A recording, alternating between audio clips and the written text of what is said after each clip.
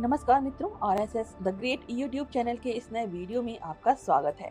आज हम हाजिर हैं एक नए वीडियो के साथ। राष्ट्रीय स्वयंसेवक संघ की शाखा एक ऐसी अद्भुत तथा अनुपम कार्यशाला है जिससे प्राप्त संस्कारों के कारण व्यक्ति किसी भी क्षेत्र में रहे वहीं अपने कार्य और व्यवहार की सुगंध छोड़ जाता है। 24 मई 1928 को तमिलनाडु के मदुरै में एक अधिवक्ता परिवार में जन्मे के जनक कृष्णमूर्ति ऐसे ही एक कार्यकर्ता थे जिन्होंने संघ के साधारण स्वयंसेवक से आगे बढ़ते हुए भारतीय जनता पार्टी के राष्ट्रीय अध्यक्ष पद को सुशोभित किया। प्राथमिक शिक्षा मदुरै में पूरी करके वो चेन्नई आ गए और वहाँ के विधि महाविद्यालय से कानून की पढ़ाई पूरी की।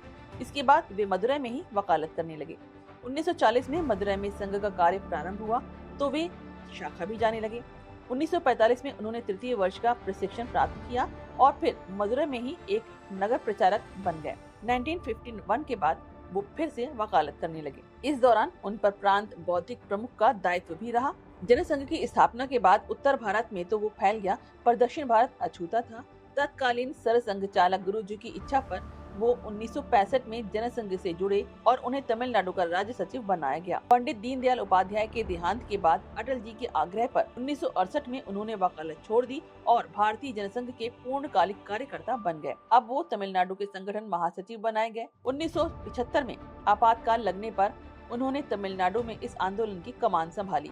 1977 में जनता पार्टी का गठन होने के बाद उन्हें इसकी तमिलनाडु इकाई का महासचिव तथा राष्ट्रीय कार्यकारिणी का सदस्य बनाया गया। 1980 में भाजपा की स्थापना के बाद वो इसकी संस्थापक महासचिव तथा 1985 में उपाध्यक्ष बने। इस दौरान दक्षिण के चारों राज्यों तमिलनाडु, आंध्र, केरल और कर्नाटक में भाजपा के आधार को विस्तृत करने में उनकी बड़ी भूमिका रही। 1993 में भाजपा के वरिष्ठ नेता लालकृष्ण आडवाणी के अनुरोध पर वो दिल्ली आ गए और यहाँ उन्होंने भाजपा के बौद्धिक प्रकोष्ठ तथा आर्थिक सुरक्षा, विदेश मामलों आदि का काम संभाला। 1995 में जनक कृष्णमूर्ति भाजपा मुख्यालय के प्रभारी और दल के प्रवक्ता बने। स्वभाव से हंसमुख, वाणी से विनम्र और व्यक्तित्व से अत्यंत सरल कृष्णमूर्ति कार्यकर्ताओं और दल के सहयोगियों में शीघ्र ही लोकप्रिय हो गए। उनके गहन अध्ययन और अनुभव के कारण छोटे बड़े सभी नेता प्रायः उनसे विभिन्न विषयों पर परामर्श करते रहते थे। उनकी योग्यता को देखते हुए सभी नेताओं ने 14 मार्च 2001 को एक मत से उन्हें भाजपा का राष्ट्रीय अध्यक्ष चुना। कामराज के बाद तमिलनाडु से किसी राष्ट्रीय दल के अध्यक्ष बनने वाले वो दूसरे नेता थे। इस पद पर उन्होंने 1.25 साल तक काम किया, फिर उन्हें राज्यसभा में भेजा गया। सदन में विद्वतापूर्ण भाषण के कारण विरोधी सांसद भी उनका सम्मान करते थे। वाजपेयी सरकार में वो 1 वर्ष तक विधि एवं न्याय मंत्री भी रहे। जनक कृष्णमूर्ति समर्पण की साक्षात मूर्ति थे। पहले जनसंघ और फिर भाजपा में जो उन्हें काम सौंपा गया उन्होंने उसे पूर्ण निष्ठा से निभाया। 25 सितंबर 2007 को चेन्नई के एक चिकित्सालय में उनका देहांत हो गया।